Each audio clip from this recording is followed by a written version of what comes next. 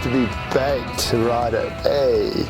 Welcome back to another episode of WOOLY TV. This one's a little different. It's the Firewire Twice Baked. So it's an update of the baked potato, the sweet potato, all in that line from Dan Mann. It is super wide, super short, super high volume. This bad boy here is 5.5, 21 3/4, 2.5 at 35.2. So it's a couple litres more than I normally ride. The reason I do that is because I'm going to ride this in really sloppy, shitty type of surf with, you know, probably high tide, rolly, beaches and reef breaks. I will give this one a crack as a quad, which I very, very rarely ride the quads, but I think this board will be suited to quads. I've got it in a futures to give it a go. It's in the TimberTech construction too, which is kind of cool. It's made of trees.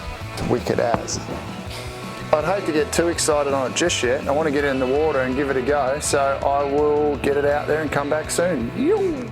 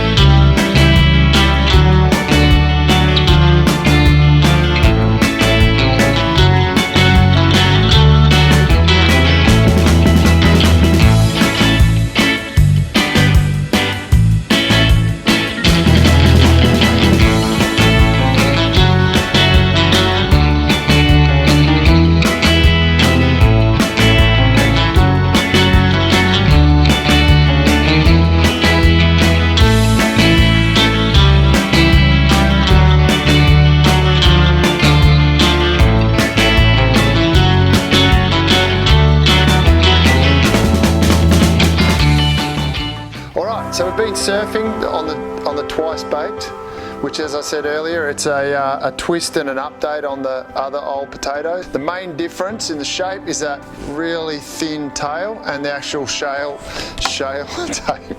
Thin tail, and the tail shape is a lot different, being a nice fat square tail. The TimberTech construction was really good, held up a lot, had no dramas with any denting on the deck. What I did find, I ran it as quad, I didn't try it as a thruster at all. The quads suit this wider tail. And I ran it with the black sticks in there, trying to get the most I could out of the smaller surf. First surf I had on it was a little big, probably not really conditions were made for it. It was quite steep, the waves were punchy, so I had to sit halfway out and catch the grovellier ones. If anything, if I was going to ride it as a full groveller, I probably would have gone up in volume, another couple of litres. This one's a few litres more than what I normally ride at 35.2. In the 5.5, but I think I would have gone up to the 5.7 just to use it for a full groveller in need a waist high wave. The second surf I had, it got a little bit smaller and it was a bit windier. Found that it worked really well on my forehand and I generated speed through the dead sections, but also could manage to maintain speed in the whitewash. So you could trim across the whitewash, do glides, drop down, get a reform, do another glide, whereas normal shortboards, it's impossible to do that. On my backhand, I found a little bit weird being it had such a wide tail and the quad fin setup. I'm not used to riding quads, nor am I used to riding those wide tail boards like that and really short. The third surf I had was in a gutter reform right-hander in a beach break that was quite deep and rolly, and that's where I found the board went the best. So if you're surfing a small gutless point break or you just really want to grovel in super small waves, I think the board would be unreal. So it definitely has its spot, but don't think you're going to ride it as a normal performance shortboard. It really truly is a groveller. A lot of fun, and like I said, I've gone up 2 litres. I think I'd probably go up more than that, maybe 4, 5, 6 litres and use it in need a waist high when I think it'd be best for me. So I kind of blew it a little bit riding it that lower volume. I think next time round I'd go up a bit. So thanks for watching another episode. Make sure you subscribe. We'll see you soon because we've got a back catalogue coming through. We've got another Firewire Glazer just about done. We've got the Pizel Shadow and got the 2 new JSs, the Monster Box 2020 and the Monster 2020 in Easy Rider. So we'll see you soon. Yo.